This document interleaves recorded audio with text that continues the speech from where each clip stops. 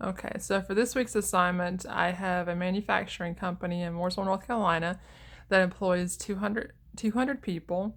And the first thing I would have to consider is, can I monitor what web pages employees go to? I would say yes, because I know a lot of people that would go on social media on their work time, if they had the ability to. Do I monitor their emails? Yes, but to a certain extent. I know there are actually monitoring services out there that they provide for such things, and you can actually put filters in where they look for certain words.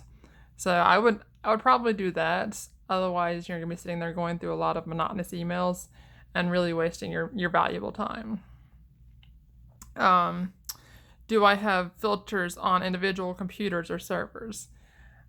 I would have to say yes and no, because I would have filters on the servers, but not so much the individual computers. My reasoning for that is that a lot of it, the individual computers actually tie into the servers anyways. And especially if, employees have to go to a specific website to do their work. So, um, as far as the keyboard swab, I wouldn't really so much worry about that, just because of the fact that you really have no way of knowing 100% for sure who was on that computer, and especially if they're not specifically assigned computers.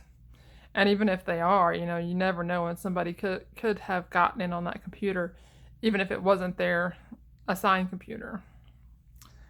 And so, will I do drug testing on employees? I would do drug testing on all my employees. I would do random drug testing though.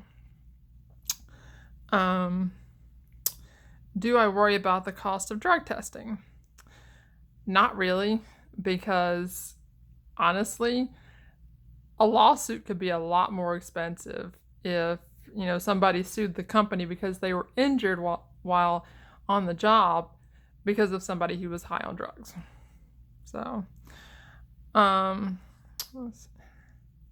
what do I do with employees who fail the drug test? Well, that would really have to depend on the situation, to be honest with you, because there are drugs out there like the medical marijuana that people have to have it, and they actually have prescriptions from their doctors for it. So that would be something I would have to take into consideration. If it's something that they don't have to have it for medical reasons, they don't have a prescription for it, then I would say I would have to fire them at that point. Um, so if I have an individual who self-identifies as a drug user, what would I do with this individual? Again, if it's not for medical use, I would fire them. What would my utilization analysis reflect? So, first of all, I'm going to hire somebody, based on their fit for the job. It really doesn't matter, what sexual orientation you are, what race you are, it really doesn't matter to me.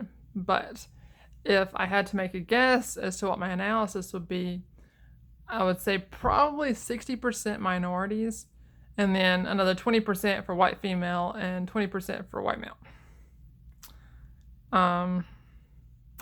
Do I have a dress code? I do have a dress code.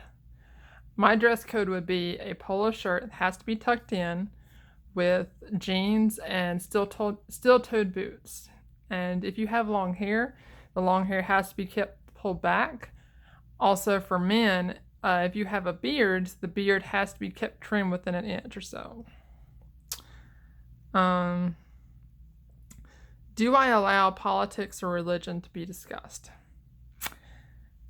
Quite frankly, as an employer, there's not really much I can do to stop it, but I certainly wouldn't encourage it.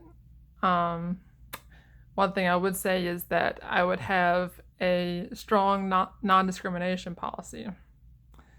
So, and what bathroom do people who are transgender use?